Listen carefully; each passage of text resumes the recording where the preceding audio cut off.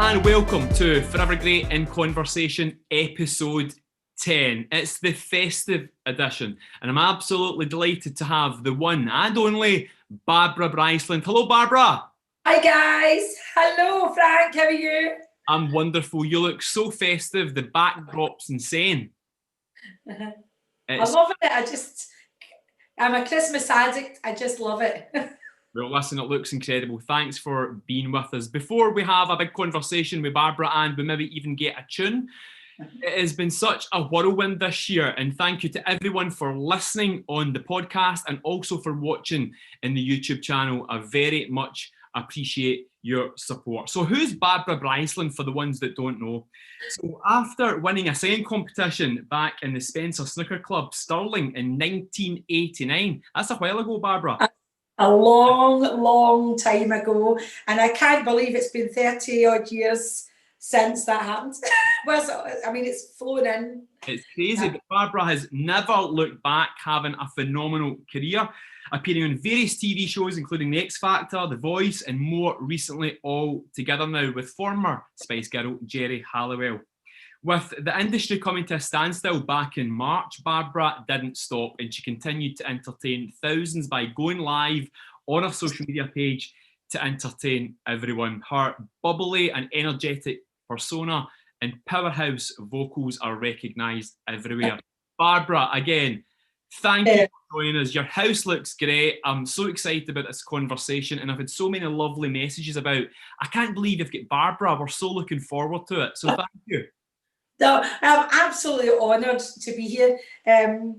It's been crazy since March, but I decided to set up shop probably in my house, like most entertainers have. And this is my dining room that I'm actually sitting in, going into my living room. But normally I don't put anything up my dining room, but I put some of this stuff up for my friends and my followers who have been coming on for the live shows every Saturday and Sunday, and I thought I'll put this up and that up. So I'm just enjoying the season and enjoying the whole time. I'm always look at life from a positive point of view. It's been fun.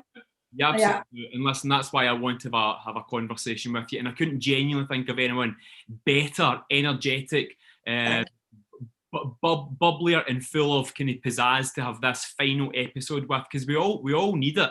But before we get into all the singing chat and all the stuff around Christmas, Barbara, what genuinely has it been like for you this year? So I know you're a positive person, but what's it been like for you this year, and where are you in the world? Where is it you are? I think at first we thought it might last 3 months or something, and so when it all just stopped, and it did just stop, it was like, right, that's it, no more. We have to close down the venues, cancel all the gigs. I thought, I've never had a time in my life where everything's just stopped. So for 32 years since winning the competition, I embraced it. I thought, this is a good time for me to have a wee pause, to rest my voice a wee bit. So I thought, I wasn't going to do anything. And then I think after the first week, I got really bored. And I thought, I'm going to try and do this live thing. I'd done a few things for promotional purposes before. And I thought, I'm going to just carry on. And then the viewers started coming on. And I brought up friendships. And it spiraled from there, really. I enjoyed the break, because I don't think we're ever going to get a year like this in my lifetime again. So embrace positive. Yeah, that was the attitude then, Barbara. It was, look, let's take a bit of a breather here, because as you say, it's been 32 years of constant gigging, doing some phenomenal stuff, and actually gigging across the world as well. It's not just here in Scotland. But when did you say to yourself, right, I'm going to, you done your first one, I'd imagine, your live, whenever it was, but it's just kind of grown rapidly. How's that felt to go on there every second, third night, whatever, and entertain people from all over the place? Well, how I did it for me, Frank, On Saturday afternoons in Glasgow, I've been singing in a venue called Merchant Pride. It's a gay-friendly, wonderful venue. It's won entertainment awards as well. So it's such a buzz of an afternoon. So it's really a dance party tunes thing on a Saturday. But what was happening then was people were coming on who didn't know me from gigging. They just knew me from going on Facebook, and they were asking for like Amazing Grace and How Great Thou Art and all these big numbers. I said, well, you can't really go to Uptown Funk and then on the Amazing Grace. You yourself as a gigger, you know that as well. You've got to kind of suss out your audience. So I decided to split it in half. Or just, so on my Saturday, I still keep, you know, they pour their drinks, they put it on the big telly, they're up dancing on their coffee tables, having a ball. Brilliant. That's what I really wanted. But I was thinking about my wee mum. She's sitting in here just now. She's 83, and there's hundreds of thousands of wee mums up and down. And I thought I want to do something for them, but something that us middle-aged women could sit with our mums, even if it's outside. And a lot of the time it has been outside in the gardens. And they can have a bit of music that they would enjoy instead of, because you run out of things to say because there's nothing really much going on. So I've discovered that a lot of my fans are friends who would come to my gigs are saying, listen, there's this lassie and she's doing all the old tunes. So I'm singing things like The Answer to Everything, Rose Garden, My Way, Amazing Grace, just all the old songs, the house party songs, and oh, wait a minute, 10 guitars. Beautiful Sunday. We open up with Beautiful Sunday, and it's just been a different kind of lovely. But I actually didn't really. I wasn't sure it was going to take off. I said I'll do a couple of these, and they can share them. But now it's like, right, get your requests in, and I've got lists of songs from the oldies that they want, and I've had to go and learn some really old songs as well, which I've actually really enjoyed. And in my head I'm thinking, I think I'm going to do a show when this is all a theatre show with all the old tunes, and a lockdown kind of thing. I don't know what I'll call it, but yeah. Which sounds great, but what I think is really important about this is because the entertainment industry, Barbara, let's be honest, it has shut since March. But you've not just sat and said, I'm doing nothing, I'll rest my voice, I'll just enjoy this break. You've said, no, do you know what? I'm going to embrace this technology, and I'm going to take something online and give people that bit of my soul, because actually it is about the soul, isn't it? It's feeding the soul with the singing, with the entertainment. Because what would you have done? What would you have done with all that energy if that hadn't been the case? So I think I might have slipped down a wee slippery slope had I not had that. I love to sing. It's all I can do. I can't cook. I don't have many other talents, to be absolute. And my friends who know me very well will be right. They'll be sitting going, she's absolutely right. There's so many things I just can't do. And I've got great family, great friends, but they know they don't always rely on me. If somebody needs a singer or some nice, Barbara will be there. She'll do that. But so yeah, that's the way it is. If somebody needs a buffet, they get somebody else. Definitely.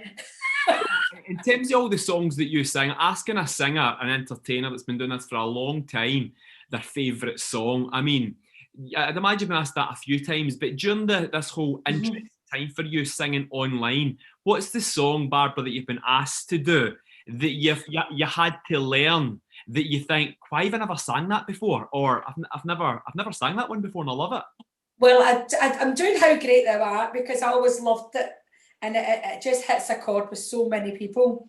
And it's not sort of song that I could take out and gig with, because it's not a gigging song. But I thought, so I started putting that one together. Amazing Grace was another one. After Andrea Precelli sang it in the streets of Milan, the empty streets of Milan, it was like, oh. So I kind of, and also You Raise Me Up was another one that I sang, and then We'll Meet Again, Don't Know Where. And some of them, I was actually in tears myself singing them, and I could feel, I've gotten used to singing to a screen now, which I didn't think I would get used to, if I'm being absolutely honest. Maybe you'll find that as well, Frank, as a singer. And many singers that are watching this will say the same. It's weird, but you do start to get a vibe from it. And there's certain ones who just do not miss. They say it's the highlight of the week. They come on, so that the minute they come up, they get the shout outs. They love the shout outs, and then they've got the wains. up, they're putting their wee bits in, and I get loads of videos and pictures of them with me on the big screen, get the picture. And I think that's hilarious. I just love that. And That's great. that's the fascinating thing about this, Barbara, isn't it? There's always pros and cons to what happens in the world. And the pro to this is that actually people who potentially wouldn't get a chance to see you in a local club or at a local charity night or at a local big corporate event can actually enjoy Barbara from their couch. and that's the thing. It offers a different dimension, doesn't it? It swings and roundabouts, because people who love a live singer. Watching week after week from you isn't, they've seen it once, they've seen it twice, they're not going to tune in every week. But there is the wee souls that are sitting at home that just can't get out, and they're frightened to get out because the level of fear is through the roof right now. So for them, it definitely is a lifeline. Yeah. For me as a singer, I've got to admit, I love a stage, I love an audience. I like yourself, because I've seen you perform, you're amazing, and your band is fantastic. So you just feed off that. Yeah. So I can't wait to go out, and I know it's going to come, and it's going to come big for us all. So, but again, I'm just enjoying the time out as well. It hasn't been bad for me. I can't say it's been bad. I'm like everyone else. I've got my fears. I don't want to catch it. Pray every day that my family and friends are all right. Probably like most of us as well. I'm saying that. So every day I'm grateful that we're getting through it. Right. I can see the light at the end of the tunnel now. Yeah, so it's a different place. It's went in stages, hasn't it? It has. It's went from 3 months to 6 months to 9 months. And you think, well, maybe a year. And then the garden parties are definitely going to kick off again. They're going to be great next year, aren't they? They're going to be great. I had a really great experience, I've got to admit. I had it because, I've got a lot of lesbian pals, brilliant lesbian pals, and they are very clever. They're very switched on. And what they did, they says, Barbara, it's my partner's 50th birthday. Will you please come and sing? I said, oh, absolutely. I says, but how can we do it? How can we do it safe? Well, we've put you in the front garden in a gazebo. And then we've put in the garden across the road, we've put a gazebo with their bubble. And then a garden there, that bubble, and another gazebo. So there may be 6, 12, 18 there, and then 2 or 3 up and down the street, and it was it was pouring with rain. So I thought, they're going to call me in a minute and say the show can't go on. But the show did go on. So they were dancing in the pouring rain in the cul-de-sac, and I thought, but that's the human spirit. The show must go on. We're still alive. We're still partying. And I thought it was fantastic. I was like, wow, you guys are amazing. And so what a great story, because let's be honest, that wouldn't have happened, Barbara, if it hadn't been for, they'd have hired a church hall or a community centre, and it'd have been a great night, but at least it's a great story to tell. Well, that's it. There's still a lot, like yourself, a lot of the gigs that were cancelled were private parties and weddings and a lot of things. And it was really sad, because I had a lot of brides in tears. I had a lot of friends who called up and says, Barbara, we have to cancel again. We reschedule, have to cancel again. So it's heartbreak for a lot of people. So I've been a wee bit of an agony aunt as well. For people coming on, definitely coming on. You've done incredible. So thanks for entertaining all these people from all over during this time. Before we continue about all the singing and all the stuff that goes on, I wanted to touch very quickly on, before that night in that snooker club, what did you want to do with your life, Barbara? Did you always want to be a singer? So was your mum that's sitting through the back, did you always know that our Barbara's going to be a singer? No. See, now you've got these pushy showbiz mothers. Think of the opposite. That was my mother. She was just saying, Barbara, you carry on. There's your bus fare. On you go. We are very working class people. I was the youngest of 4. My mum, talk about heroes. My mum was my hero. She was widowed at 36 with 4 kids under 16. Wow. So what a struggle. And when we were young, we didn't realise, and she kept all the balls in the air. So if we were amusing ourselves, which I did a lot, I love to sing, I love to dance. I did Latin American dancing as well. So she would just give me, there's your money, and there's £1 for the chip shop. And it wasn't £1, it was 20 pence or something. A bag, that'll get you your tea. Bye. See you at 8 o'clock. And that was very much. And when I look at some of the kids who get lifted up and carried everywhere, and I think, no, that wasn't how it was for us. We would walk the streets to get where we needed to be. And We did it. We didn't there was no excuses. We just went. And it's made you thankful and appreciate all that you have and all that you've achieved. I would not have had it any other way. It was great. It was character building for me. And it made me not fall at the first hurdle. When life comes and it gets hard, I'm not a defeatist. I'm like, okay, let's try another way. And I've always been like that. So it's that resilience thing, Barbara, isn't it though? It's that resilience on taking the good with the bad, and it can be exhausting, it can be hard, it can be challenging. But like you said, been told as an entertainer back in March, do you know what? You're not going to sing in a venue this year again. Some people in our industry won't have been able to take that as well as some others, based on financial complications, based on just that, just lived their life doing all the time. But I suppose it's how we deal with things, isn't it? The last gig I did was in the Crown Plaza, and believe it or not, it was for the Hotel Industry Awards. Now, who's been the hardest hit? I know. And you know, I at the end of the night, for some reason, I said I'm going to sing Loch Lomond because it's for the Scottish Hotel, and I have never heard an audience sing with such gusto. Actually, they all stood on that dance floor. There was the seats were completely empty, and everyone gathered because we didn't know. And they didn't know, and for a while we were all saying like, "Oh, next year you'll get. Who'll get the award next year?" No one gets the award for next year. There wasn't a next year, so that I'll never forget that. That was a dead poignant moment. That was very true to life. That, oh my gosh. When Nicola Sturgeon says, right, okay, or whoever the powers are be, Barbara tells you that, right, Barbara, you can get back on stage. How do you think you'll feel?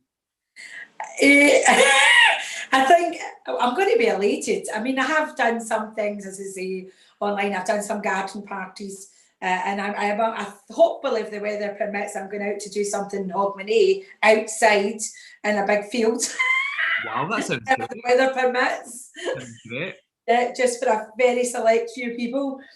But proper gigging. I can't wait. I can't wait to get back.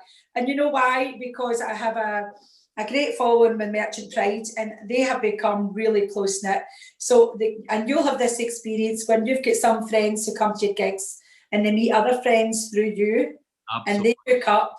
So there's a lot of them have stayed tight throughout this and tuned in every week, and it's good to see that they're all doing okay. Great. And if one or two don't check in, then they got on the phone and say, how you doing, what's going on with you? So it's been good for that. Is it that kind of face-to-face interaction you've missed, Barbara? Because obviously you've been singing, so you've been using that voice and getting that energy used that way, but is it the face-to-face chat, the cuddles? You're quite tactile like myself.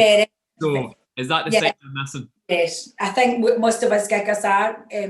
People's way of thanking us at the end of the night is to come up and give us a cuddle, even if they're complete strangers. So yeah, I'm used to that. I'm a cuddler, and I find it quite weird when you go to cuddle somebody who's not a cuddler, and they go all stiff. You know, I love you're like me.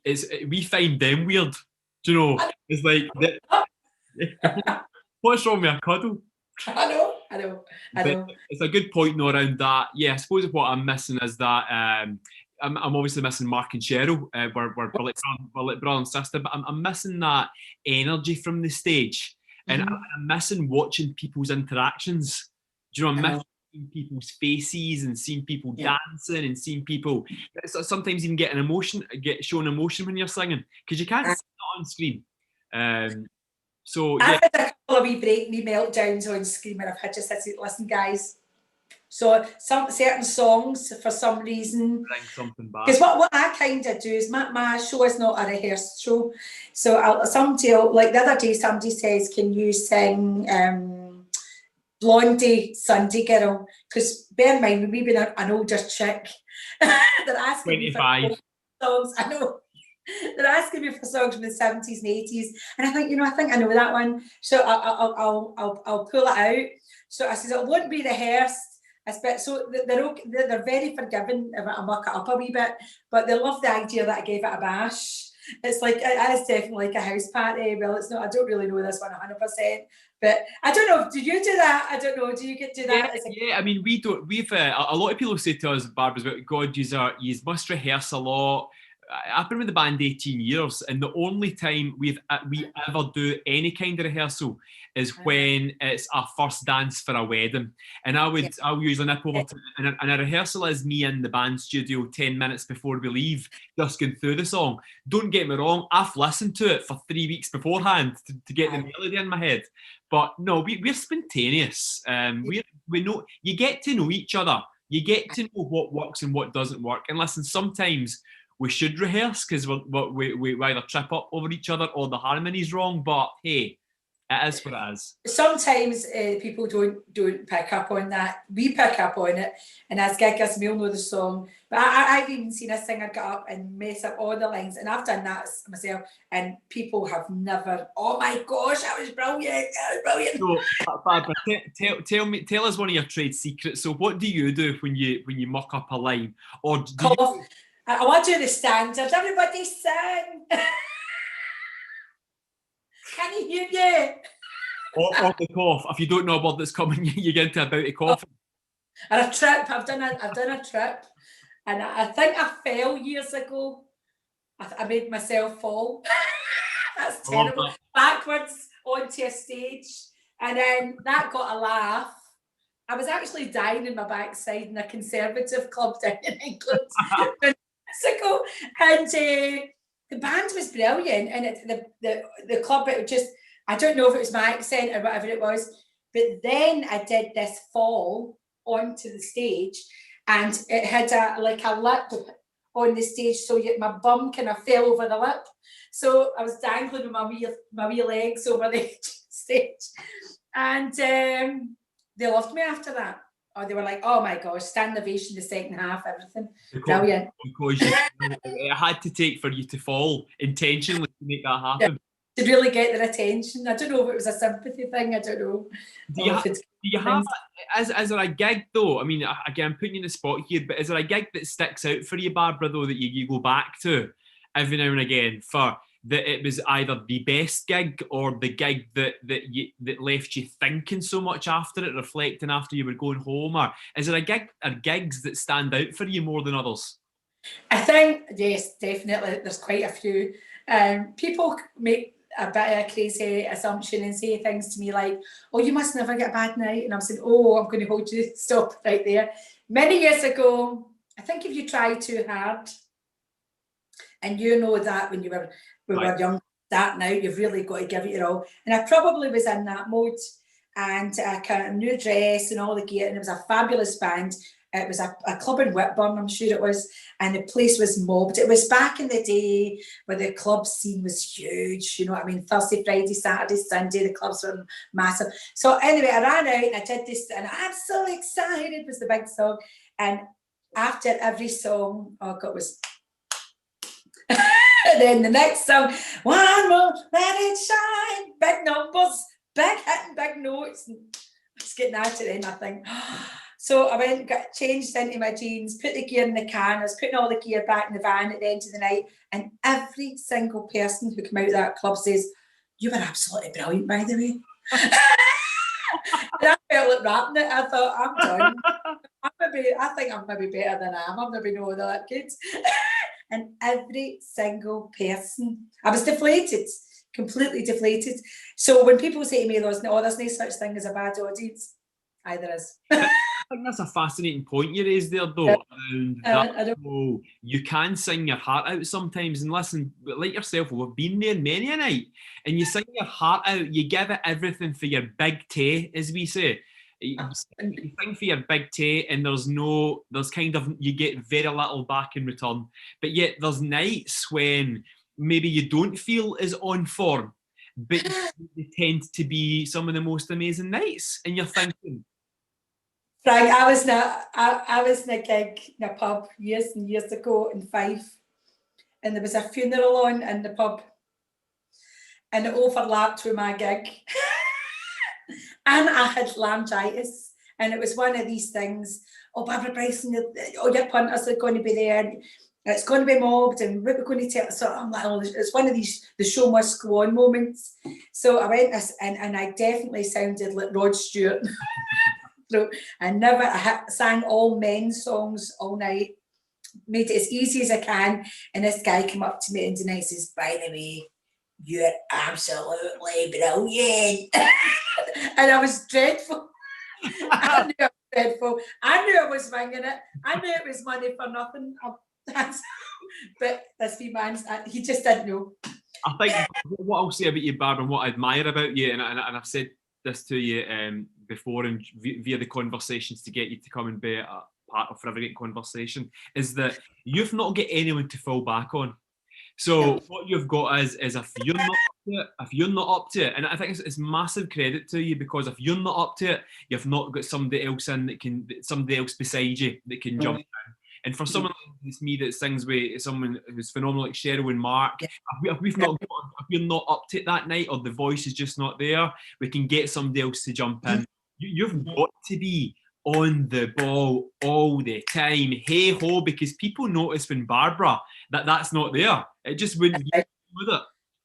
I think that's why you've got to have, and I've said this to young singers starting out, I would say, you've got to have 2 or 3 shows. You've got to have your big stuff where you can play all your aces and your voice is good. You've also got to have something to deliver if it isn't. You really have to have, so it's organisation and being able, I think you just got to really be able, if you want to be a pro, you can't get by in 20 songs. You can't get by in 50 songs. You've really got to know what more, and you'll know that. Again, you make me think about so many things, because actually, I mean, how many songs do you sing, Barbara, potentially, that you don't, maybe you're not as open to me in terms of, there's certain songs that when I see coming up next, I'm like, Brown Girl again. People love it. So sometimes it's not all about the songs that you love to sing either, because they do it for you vocally, but the punter loves it, and that's what it's about. Definitely. Hit the nail right in the head. You've got to play to the people. When I started out, I was a massive Barbara Streisand fan. And of course, I look like her a wee bit as well, especially in my blonde days. And I used to say, oh yes, Barbara Streisand. Actually, in Butlins, I used to say, as a young girl on stage, I'm going to sing a song by my auntie, maybe you'll know her, Barbara Streisand. And there was a couple of wee ladies who'd come up at the end and say, we said that, you're a double. You must be related to Barbara Streisand. So funny. Same name and the same nose as me. Oh, dead funny. But I like that you say that, Barbara, how you do have power. Do you know, people do believe, not everyone, but people do take it. When you've got that mic and you're on a stage and the lights are on you, people do go, okay, is it? Are they? And you buy in. I know. I learned that from, like yourself, whatever you say through the microphone isn't always gospel. Sometimes it's just having a laugh. But some people do take it very seriously. So a couple of things we want to chat about before we get to the final 3 questions is, so one of the things is you're involved in the pantomime last year, yeah? So was I believe you were Fairy Babs, am I right? In Cinderella. Fairy Babs and Cinderella, and then I was the Spirit of the Ring and Aladdin. And how do you feel, Barbara, with the not going? But I believe it's obviously not going ahead this year, but something's happening in 2021. Is that right? Hopefully, Beauty and the Beast. We're going to do Beauty and the Beast. They've asked me to do Beauty and the Beast, so hopefully we get the okay to do that. So how did you enjoy that? Did you enjoy that experience? Was it a challenge for you? Big time. I thought, because people, when you would say to me, you'd be great in pantomime, Barbara, and I'm like, and I go to pantomime. I have a fabulous audience. Can I just say that? I'm a brilliant audience. If there's something fabulous going on, I'm like, oh yeah, brilliant. So pantomime is a big thing for me, my family, huge. I love Elaine C. Smith. Lovely. She is the queen. And Johnny Mac just now, incredible. So I wrote a wee thing when I heard Falkirk was going to have a pantomime, and this is a true story. I wrote a wee kind of paragraph, because I'm not big on writing words. I can talk, but I'm not great at writing a lot of stuff. And I said, listen, my name's Barbara Bryceland. I was on the X Factor, blah, blah, blah, blah, blah. I'm kind of interested in being in your pantomime. Can we talk? Not really thinking that something, because I manage myself as well. You've got to remember, probably yourself as well. You manage yourselves as well. So that's kind of my job. And I went, So I never thought, but ping, I got an email back and it said, yeah, we want to interview you and we're really interested. So I thought, that's fantastic. Yeah, I'll do it. So it all worked out, got the job, got the part in the springtime. But meantime, my year was really full on. It's like yourself, gigging non-stop. And then I had my own big Christmas show in the end of November. So they sent me the script and there wasn't a lot of time to get into that script by the time I'd organised all that as well. So I really didn't prepare properly and I was petrified. And I had a meltdown at rehearsals because I really underestimated what it took to be in Panto.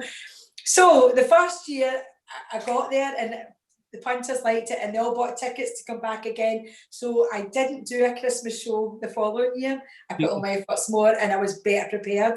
So, but I learned so much. So that's a good point there, Barbara, isn't it? Around we can sometimes take too much on. And then it sounded like you took too much on with that, thinking that, yeah, we'll be kind of okay, but then realised that, oh my goodness, it's heavy work. Panto's huge because it's not just learning the lines, it's learning where to stand, it's making sure you're under that light that's going to make the impact to the gag. You have to respond to others and listen to what they're saying and get the timing has to be right. And these guys do it every year, constant. Yeah.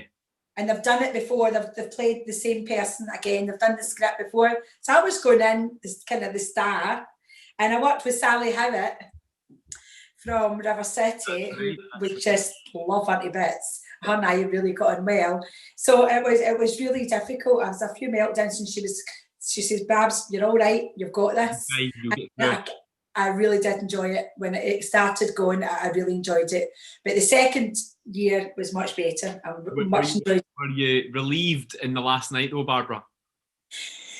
I think I felt though I really just got into the bar. That was it done.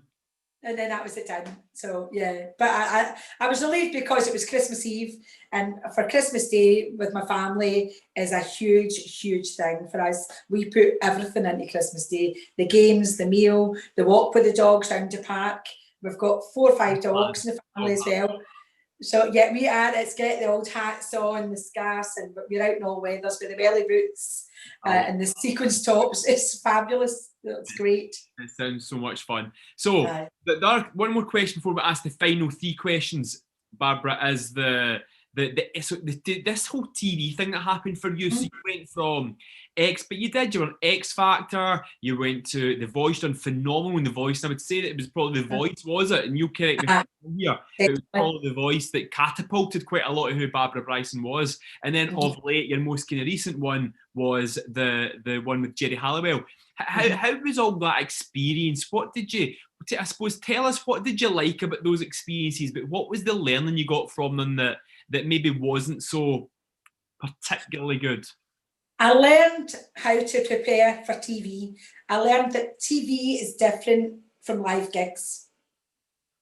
I learned that X Factor was a television show more than a singing competition. So I think you have to learn it. And I also thought, because I did X Factor when I was 42 years old, but I'd been singing kind of all my life. I turned pro when I was 24, but I also gigged in a band when I was a teenager at school, at high school. I was gigging in clubs and pubs. So I knew how to do all that. I knew how to do it. So I went in for the X Factor and I got rejected. I got through to the producers and they rejected me. And I gave them a really good audition. Vocally, I knew it was so I did say to them, why? What was I doing wrong? And they says, oh, the competition was really big this year. We're not having you. So the next year I went in and done it completely opposite. So that's the thing. You've got to do something different if that's not what they want. So I went and did something completely different. I spoke differently. I behaved differently because they needed a character. So I went into a different character. And that got me through to the X Factor. And I knew I was getting through to the next. I knew, wait a minute, they're buying into this. And that's what they're looking for the X Factor. The Voice was phenomenal. It was the first season, and Tom Jones was one of the judges. And I am a huge fan of Tom Jones. Who hasn't? Huge fan Not of Tom. unusual to be loved. I know. He's a total legend. So, and he comes from a good old working class background. He's a big belter of a singer, a bit like myself. So yeah, they were drawing up the comparisons. She's kind of like a female Tom Jones. Let's get her in there. So again, I felt I'd found a way of getting through the auditions. Do you know what I mean? There's a connection. You felt, yeah, there was something. And so I would go through and I would say, I know I'm going to get through here. I know I'm going to get through, because there is stages. And then when it came to the battle with Leanne Mitchell, who is phenomenal, I knew it wasn't going to happen for me. I knew that phone's, excuse my phone. Somebody's trying to sell me something. Yeah, it's maybe Tom Jones. If it is, you better get it. It's Tom, I'll call you back. Or Simon. Get over it. We had a moment, Simon, go over it. But anyway, I'll go off in 2 seconds. So it was really weird. Can you hear that really loud? No. So the Tom Jones thing was brilliant. I learned a lot from it, got through, and I knew when the battle came that would be the end of the road for me. I knew they had to go with a young blood, and I knew the girl had that potential to really go far. However, I knew that was enough for me. For you. Because I knew I could manage I thought you what saw and take it to where I needed to take it.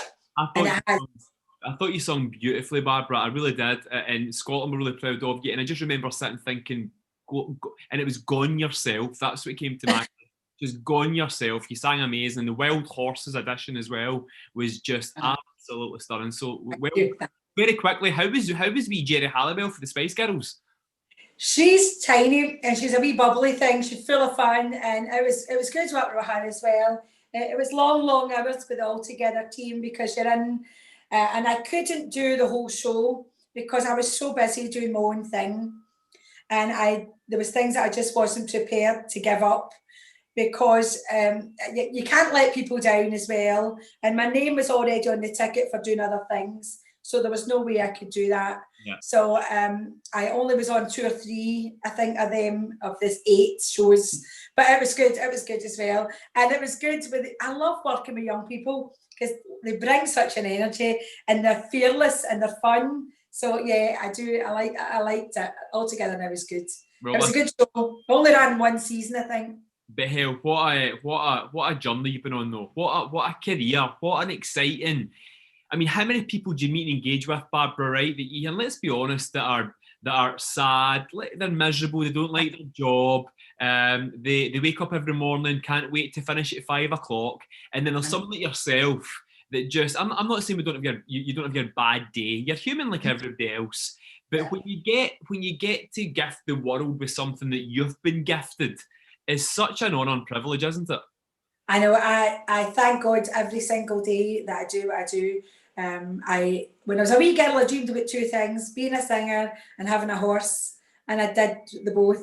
And I did that on my own because we nothing was handed to me. We were working class people, hard working class people. So I think the great thing about life is figuring out how to do things for yourself, and to get to where not going to someone else and say, can you get me there?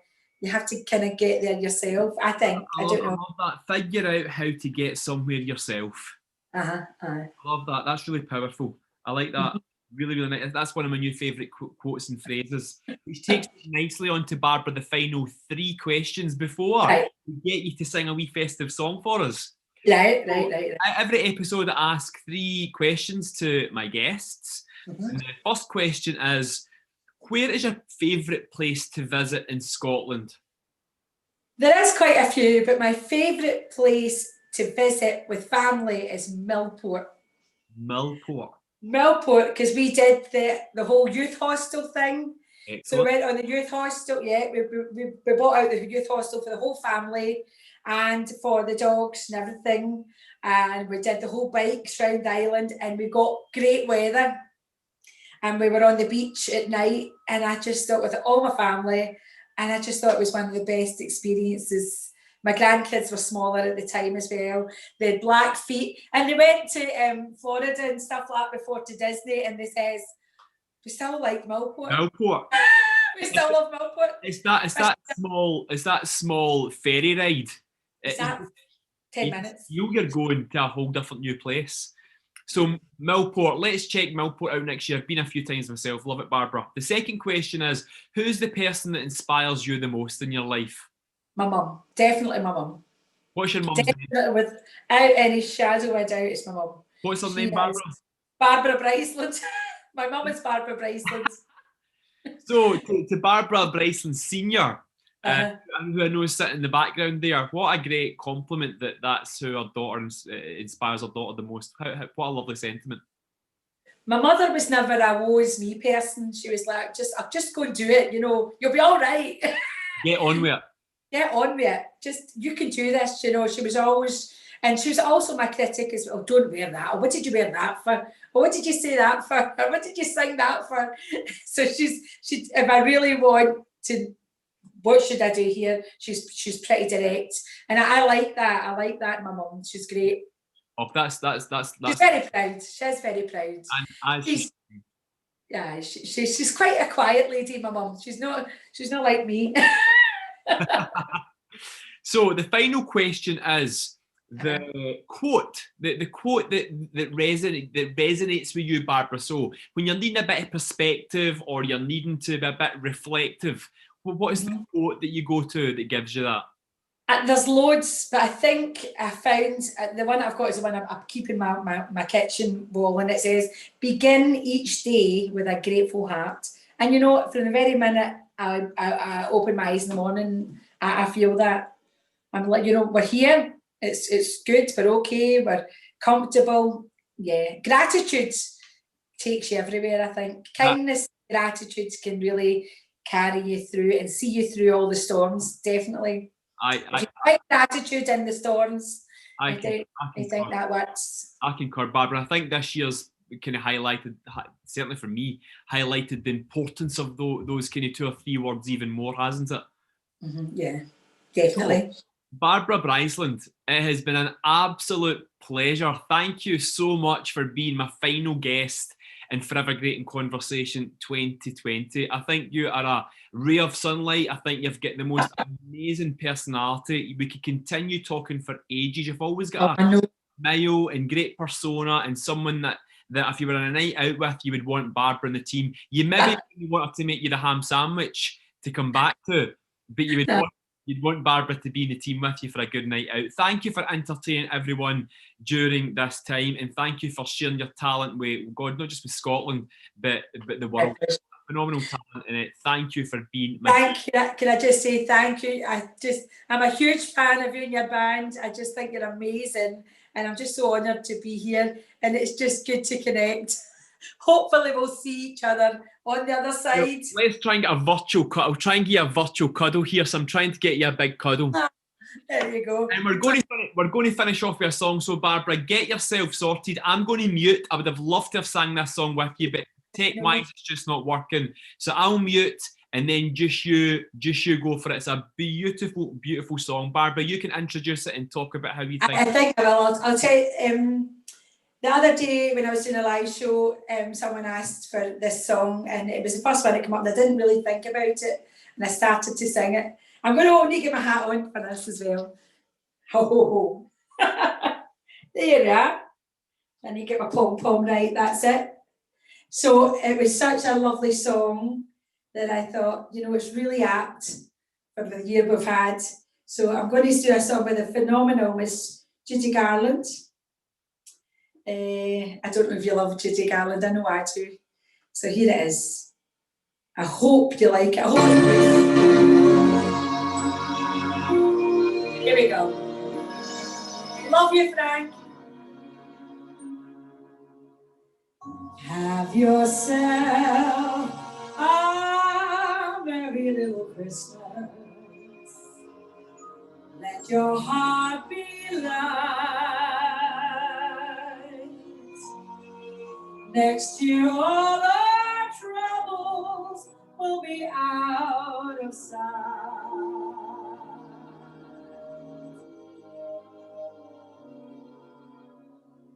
Have yourself a for Christmas. Make the Yuletide gay. Next year, all our travels will be miles away.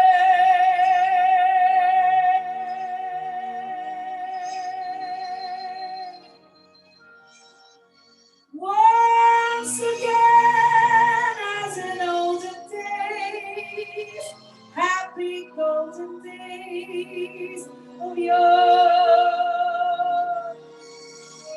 Faithful friends who are dear to us will be near to us once more. Someday soon we all will be together if the fates allow. Until then, we have to muddle through somehow.